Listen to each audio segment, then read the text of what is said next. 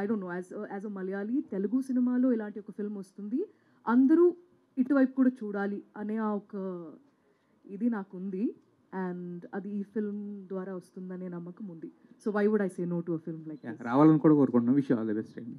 Thank you. Producer గారు, యాక్చువల్గా ఈ టీజర్ చూస్తేనే అర్థమైంది, అంటే మనసును హత్తుకునే ఎమోషన్స్ అన్నీ ఉన్నాయి. ఎమోషన్ అనేది యూనివర్సల్.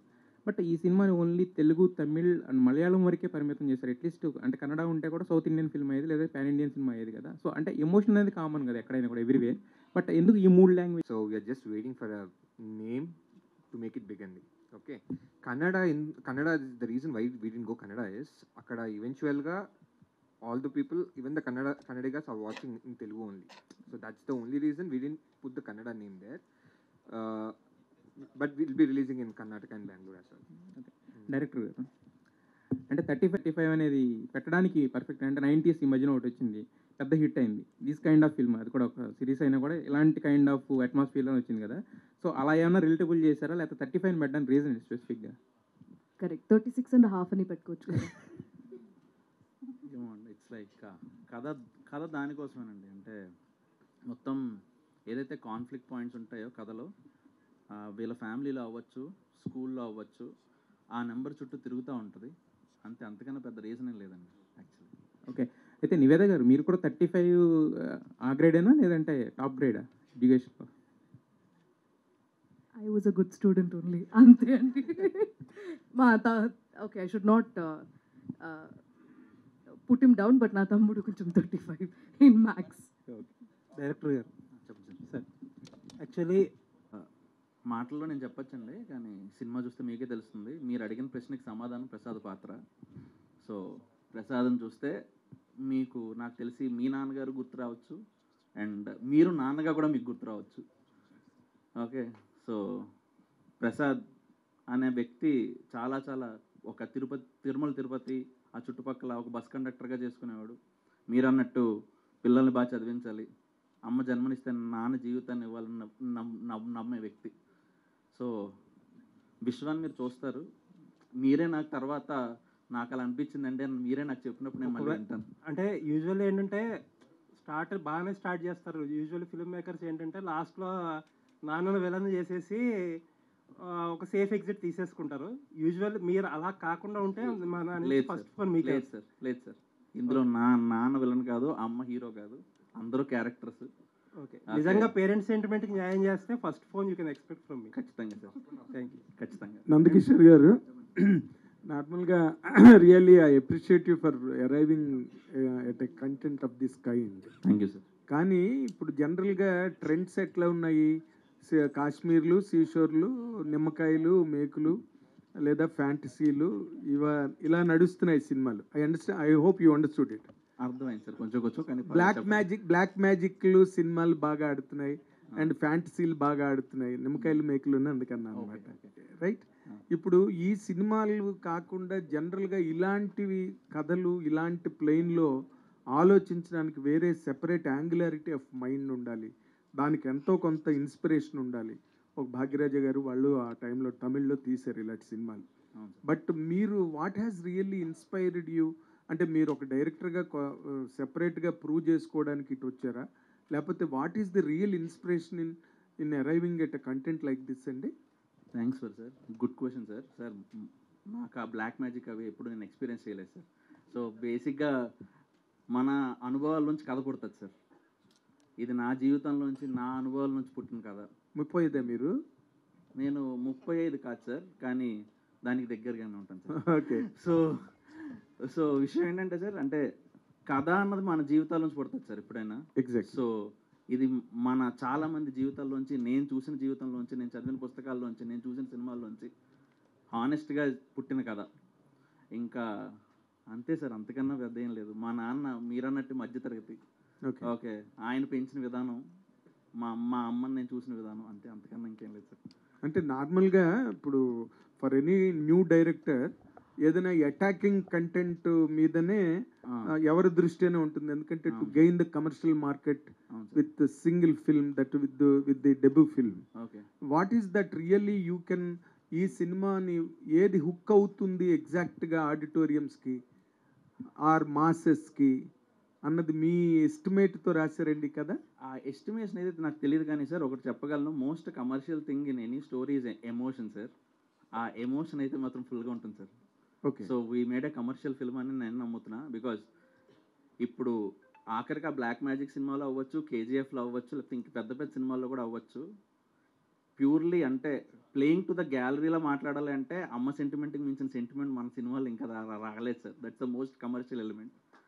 ఓకే, అలా మాట్లాడుకుంటే ప్లేయింగ్ టు ద గ్యాలరీలో అయితే. కానీ హానెస్ట్లీ చెప్పాలంటే sir it's a blend of emotions. మనిషి ఉన్నంతకాలం ఈ సినిమా ఉంటుంది సార్. ఓ, మీ కాన్ఫిడెన్స్ నిజంగా హ్యాట్స్ ఆఫ్ రియల్లీ, అంత confidence. And coming to him as a producer, మీరు నార్మల్గా ఏదో ఒకటి మంచి గ్లామరు లేకపోతే ఇంకో వైపు పరిగెట్టి సినిమాలు తీసి బాగా డబ్బులు సంపాదించాలనుకునే కమర్షియల్ వరల్డ్ ఇది, right? What is it that you are expecting from this film అండి? సార్ జనరల్గా ఆడియన్స్ పర్సెప్షన్ ఏంటి అంటే థియేటర్స్ రావాలంటే ఈవెంట్ ఫిల్మ్స్ అంటారు. ఈవెంట్ ఫిల్మ్స్ అనేది బడ్జెట్ ఒకటే కాదు sir. I feel the event films is rich in content. Okay, content గట్టిగా ఉంటే ఏ ఫిల్మ్ అయినా ఆడుతుంది సార్. ఓకే, సో నా దృష్టిలో ఇఫ్ స్టోరీయే ఇస్ ద హైయెస్ట్ ఇంపార్టెన్స్ ఇక్కడ. నేను కథ విన్నప్పుడు when I was back in యూఎస్లో నేను సినిమాలు చూస్తూ ఉంటాను బాగా, as I'm an audience than producer first. So నేను ఈ జనాల మధ్య అక్కడ వెనక్కి కూర్చొని చూసే వ్యక్తిని. సో యాజ్ అ ఆడియన్గా నాకు ఒక క్లాసిక్ లాంటి సినిమా నా చేతికి ఎప్పుడు రావట్లేదు ఏంటి, నా కథలు ఎందుకు రావు? ఇప్పుడు నాకు మహానటి లాంటి సినిమా కానీ, సీతారామంలా కానీ, ఎగ్జాంపుల్ చెప్తున్నాను, జెర్సీ లాంటివి ఎమోషనల్గా డ్రివెన్ చేసే కంటెంట్ నాకు ఎందుకు రావట్లేదని బాధపడే టైంలో వచ్చిన సినిమా ఇదని. ఓకే, సో ఎంత కాన్ఫిడెంట్గా చెప్పగలుగుతానో లేదో కానీ మీకు సినిమా అయిపోయిన తర్వాత నేను మాత్రం చెప్పగలుగుతాను ఇది ఇంకో క్లాసిక్ అవుతుంది. ఓ, గ్రేట్ అండి, గ్రేట్.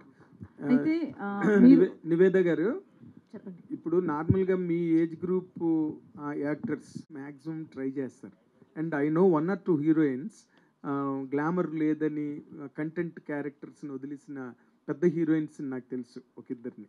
ఇప్పుడు మీరు నార్మల్గా ఈ కైండ్ ఆఫ్ క్యారెక్టర్స్కి రావడానికి అంటే మీరు గ్లామర్ క్యారెక్టర్స్ని అవాయిడ్ చేస్తున్నారా, లేక మీకు రావట్లేదా, మిమ్మల్ని దానికి ఎంచుకోవట్లేదా? మీరు ఇందాక ఒక మాట అన్నారు, నిష్ అని. సారీ, నిష్ అని ఒక మాట అన్నారు. Some people spell it niche and some people spell it niche. So I spell it niche. మీరు ఈ నిష్లోకి రావడానికి there is any particular reason అండి? I think your question is putting me into that niche అండి. Because if as an actor నేను అప్పుడు చెప్పింది అదే మాట. I don't want to label my self, I don't want to make things difficult for my self. ఒక మంచి కథ వస్తున్నప్పుడు అది వద్దు, నేను ఇలాంటి కథలే నేను చేస్తాననే ఇలాంటి ఒక ఇమేజ్ మీదే నేను వెళ్తాననే ఆ ఒక ప్యాటర్న్ అయితే నాకు సెట్ చేసుకోను. ఎందుకంటే if I do that I feel like I will miss out on opportunities like 35. And I'm not saying this is my type of film. This is our film.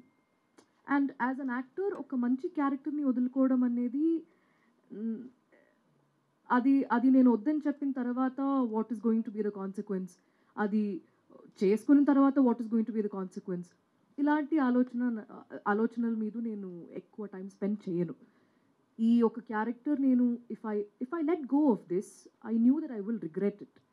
Because నేను as an actor unfortunately I take a lot more time between films because I keep waiting for films like this. So ఇలాంటి ఒక film వస్తున్నప్పుడు why would I say no to it? Okay, మీరు ఇందాక ఒక మాట అన్నారు, stereo type అవడం లేకపోతే ఒకే డ్రైవ్లో వెళ్ళడం నాకు ఇష్టం లేదని. Supposing that as all people are expecting this, if this film is going to be blockbuster. It will, sir. Okay, thumbs up. అయితే అగైన్ ఇలాంటి క్యారెక్టర్లు మీకు వస్తే విల్ యూ ప్రిఫర్ అండి, or then you will go again I don't want to be labelled అంటారా? అదే కదా అండి, I'm not going to sit here and speak about I don't want to be labelled, I don't want to be put into a box అని. అది చేసి చూపిస్తాను for myself. It's not to prove anything to anybody. Why am I making life difficult for myself? మంచి కథ నా దగ్గర వస్తున్నప్పుడు అది ఎంత బాగా డైరెక్టర్ రాశారో, దేనికోసం నా దగ్గర వచ్చి చెప్తున్నారో, అది I'm answerable to him, that's all. And I'm answerable to my capacity. అది నేను చేయగలిగానంటే ఐఎమ్ మోర్ దెన్ హ్యాపీ. దాని తర్వాత ఉన్నది మొత్తం దాని తర్వాతే అండి. For a film like this to work, when I said it will become a blockbuster, is that నేను నిన్ను కోరి ఫిల్మ్ అయిన తర్వాత ఐ రిమెంబర్ ఆ ప్రీ రిలీజ్ ఈవెంట్లో నాని సెడ్ ఈ ఫిల్మ్ని ఇంటికి తీసుకెళ్తారు అని చెప్పారు. I remember that was the first time I think anybody said something like that. But అంత రిలేటబుల్గా అంత I don't think there's any film that is truer than those words for 35. Because మీరు చెప్పారు కదా ఇప్పుడున్న ఫిల్మ్స్ మొత్తం ఒకలాంటి మీరు there are certain categories that are catching the auditorium. Correct. So అది అటాక్ చేసే అలాంటి ఫిల్మ్స్ చేస్తే Attacking content, it would yes. You know like work అని. This film will also attack you, but in a very very relatable way. And అది ఎంత అటాకింగ్గా ఉంటుందంటే అయ్యో ఇది ఈ ఎప్పుడు ఒక ఫిల్మ్ ముందు all the characters in this are fictitious, resemblance ఏదైనా ఉంటే అది తెలియకుండా జరిగిందని ఉంటుంది కదా. అది కొంచెం ఇక్కడ మీరు కొంచెం ప్రిపేర్ అయ్యే రావాలి. బికాజ్ మిమ్మల్ని మీరు చూసినట్టు కొంచెం ఉంటుంది, బట్ అది మీ కథ అయితే మిమ్మల్ని బట్టి మనం రాయలేదు, బట్ మీ కథలాగే ఉంటుంది, మీ కథలా ఉంటుంది, నా కథలా ఉంటుంది. I'm not a mum in real life, but that doesn't mean there is that you should not act a no mother's that character. doesn't mean I Of don't course. relate to Saraswati Of or course. this character.